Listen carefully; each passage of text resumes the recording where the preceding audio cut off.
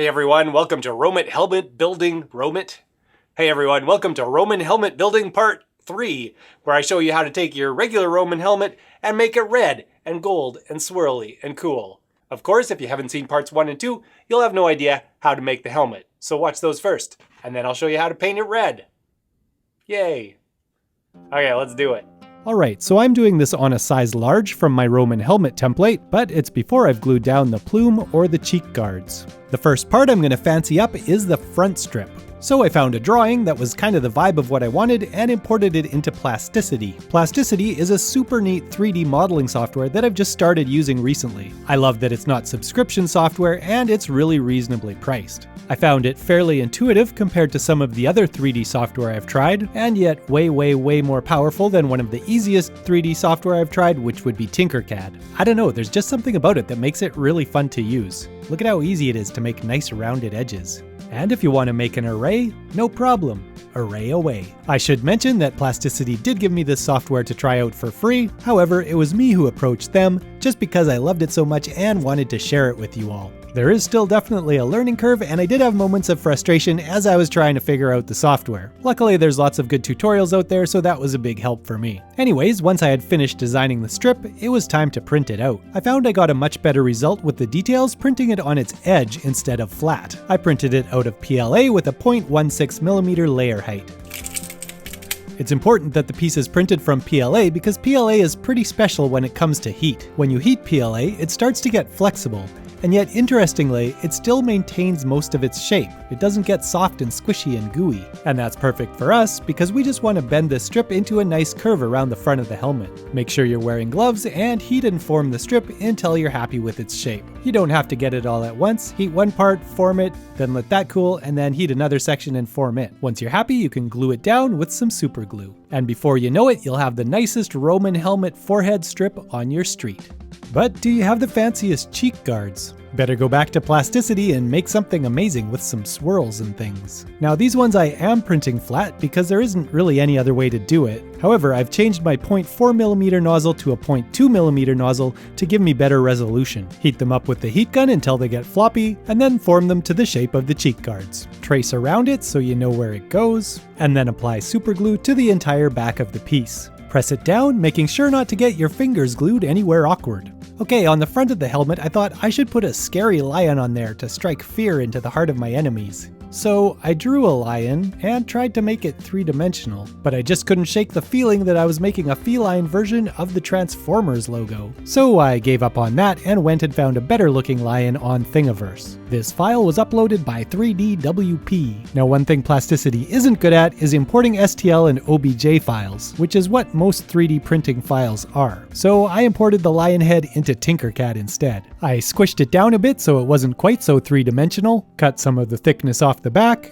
and trimmed around the edge. I imported that lion head into Plasticity as an empty, which means it's not really there, it's just more of a reference. So I exported the swirls from Plasticity, and then brought both them and the lion head into my slicing program, and combined them there. I think I switched back to my 0.4mm nozzle when I printed this, but I'm not 100% sure. Heat up the lion head in the center and form it over a handy doming device. Then heat up the swirls and see if you can convince the whole ornament to sit nice and flush on the helmet. Then I glued it down with hot glue and a bit of super glue wherever the hot glue wasn't.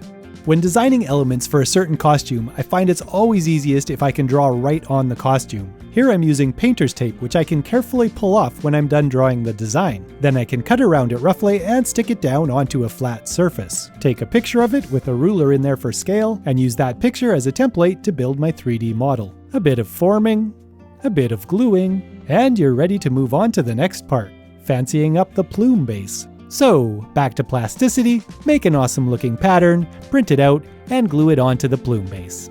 Boom. That was quick. The next thing I did was paint everything black. And I'm not exactly sure why, because then I painted everything red. I guess it's just habit. After a couple coats of red, I had the black all covered up, and it was time to do some airbrushing. I used a 50-50 mix of soft body acrylic paint and water. So the first thing I wanted to do was try to paint all the raised detail areas black. I'm trying to get as little overspray onto the rest of the helmet as possible, but I definitely do get some. I then moved a little farther away and tried to get a bit of a shadowy mist around the whole thing. This will help just give it a bit more depth and contrast when I add the metallic paint, which I'm doing right now. I'm using DecoArt Metallics Vintage Brass and using the exact same technique I used in the other Roman helmet video, just lots of rubbing on paint with your finger. Anyways, once I knew I liked how that looked, I went and did the same thing with all the rest of the helmet parts. I even did some subtle shading on the neck guard where it attaches to the helmet. The one thing I couldn't do was paint the fine swirls on the cheek guards very well without making it too black in the background. So to solve that problem, I just took a tiny little paintbrush and painted it all by hand. I often use a fan to speed up my paint drying, and I'm doing that here with the black paint I just put on. This time it comes with a special bonus, a windmill helmet. With the black paint dry, it's time to goldenate up all the fancy details. One thing to note is that at this point, the fine black mist on the helmet is really quite susceptible to damage. If you rub it a little bit too hard or get some water on it, it's gonna rub off. Which is why it's time to take it back out to the garage and spray it with a clear sealer. I'm using Pledge Floor Gloss here, which sadly they don't make anymore. Hopefully I can find a good alternative before the last little bit of my bottle runs out. With everything sealed, I can now assemble my amazing helmet. It's probably a good idea to sand away the paint where you're going to be attaching the plume. I feel like you get a better bond if you glue foam to foam rather than foam to paint. Also make extra sure that the plume is positioned correctly because you only get one shot at it. And that's it. Fancy helmet. Fit for a Roman. Alright, red and gold and a little bit of black. Centurion Roman helmet finished. Looking great. If you want to grab the files to 3D print your own accoutrements, I'll put a link in the description so you can find them. Right now they're just in the size that fits the size large helmet, but I'll put some sort of scaling guide in with that so that you know how to scale them for the other sizes. And of course you can get the pattern if you want to make the helmet out of foam. There'll be a link in the description or up here somewhere. And yeah, thanks for watching. See ya.